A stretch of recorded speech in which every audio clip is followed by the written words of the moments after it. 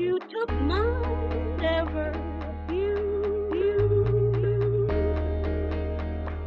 Bonjour et bienvenue dans Rester dans le Flow, podcast où je me raconte et partage avec vous mon parcours de vie et de résiliente. Je m'appelle Florence, j'ai 43 ans. Et comme on le dit dans le jargon actuel, je suis une MeToo.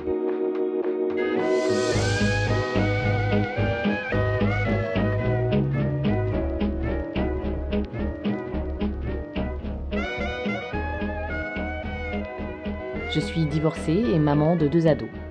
Je suis spécialiste de l'édition numérique dans une grande maison d'édition française. Je suis une femme ordinaire, certainement comme vous qui m'écoutez. Tous les traumatismes que l'on peut vivre ne se terminent pas mal, et parfois même on arrive à s'en nourrir, à faire en sorte qu'ils soient une partie de nous, constructive, sans nous empêcher de voir tout ce que la vie comporte d'extraordinaire. L'extraordinaire se trouve sur le chemin des gens ordinaires, dit Paulo Coelho. Et c'est bien ce que j'ai envie de montrer à travers ce podcast. Comment j'ai surmonté un traumatisme infantile et continué à voir la vie comme une chose extraordinaire. C'est à travers des anecdotes de petites histoires extraordinaires, qui seront aussi le fil conducteur de ce podcast, peut-être parfois un peu sombre, que je commencerai avec l'épisode 1, Bernard, la rencontre. Mais avant cela, quelques explications s'imposent afin de ne pas choquer et froisser les susceptibilités. La résilience est une chose, les témoignages et surtout le sujet fondateur de ce podcast en sont une autre. Seule ou avec mes invités, je n'irai pas par 4 chemins. Ma résilience concerne l'un des sujets les plus tabous qui soient, l'inceste, la pédophilie, et évidemment ceci est englobé sous le thème général du viol. Pas top, n'est-ce pas ? Donc oreilles sensibles ou pas encore prêtes, mieux vaut vous abstenir et passer votre chemin. Ou bien tenter d'écouter une fois et puis voir si vous êtes prêt à en entendre un peu plus sur ma vie. Alors pourquoi le flow ? Parce que le flow, c'est le flux. Le flux, c'est le mouvement, et le mouvement, c'est la vie. Je crois que j'ai toujours été en mouvement, et que c'est ce qui m'a sauvée. Mais je crois aussi que j'ai toujours eu un problème de flow, qui en psychologie signifie l'état mental de concentration, lorsque l'on est complètement immergé dans ce que l'on fait. Pour moi, c'était justement l'inverse. Enfant, j'étais infichue de me concentrer. D'ailleurs, je vous réserve une émission sur la mémoire. Et il y a beaucoup à dire à ce sujet pour les personnes ayant vécu un traumatisme lié aux abus sexuels. Rester dans le flow, c'est un podcast qui veut vous donner de l'espoir si vous n'en avez plus. Ce n'est pas un podcast de coaching, je ne suis pas coach, je ne donnerai pas de trucs, je pense qu'il y a assez de podcasts sur le sujet. Ce n'est pas un podcast de psy, je ne suis pas psy. Non, c'est juste moi qui partage mon parcours de résiliente avec vous à travers diverses thématiques, comme Parlons thérapie, dans lequel j'aborderai les différentes thérapies que j'ai expérimentées.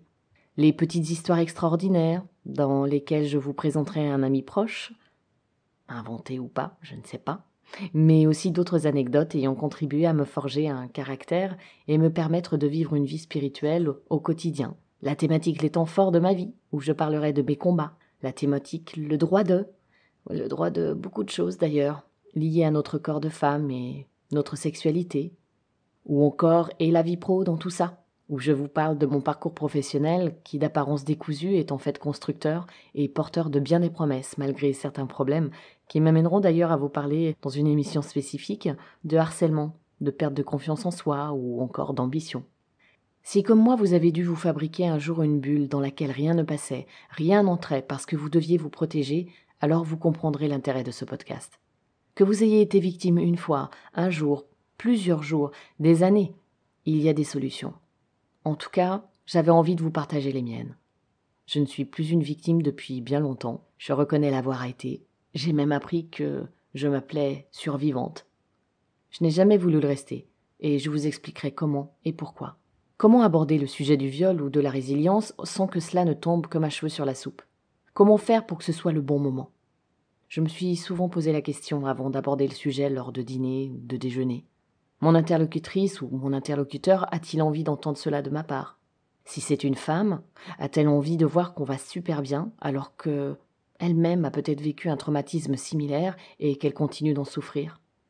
Comment va-t-elle gérer ce que je lui apprends ? Ne risque-t-elle pas de prendre ça en pleine tête alors qu'elle n'a rien demandé ? Mais dans ce cas, on reste tout le temps dans le secret, non ? On n'agit pas, on ne fait rien. On fait comme si de rien n'était. Rien n'avance. Rien ne bouge. Non, décidément, je ne pouvais pas. Il me fallait faire quelque chose. Écrire un livre ? Non. Non, pas avec mon métier. Les auteurs, c'est moi qui m'en charge. Et puis, pourquoi moi plus qu'une autre ? En quoi mon histoire serait-elle plus intéressante que celle de ma voisine, de mon amie, peut-être même d'une collègue ? C'est ce que je me suis dit pendant longtemps. Surtout, voire encore plus depuis l'affaire Weinstein. Toutes ces célébrités qui enfin levaient le voile, elles allaient faire bouger les choses, alors que moi, je ne suis qu'une personne lambda, une anonyme de plus. Et puis j'ai eu le déclic. Cette petite voix qui vous dit que personne n'est anodin, que personne n'est sans intérêt, ni vous, ni moi.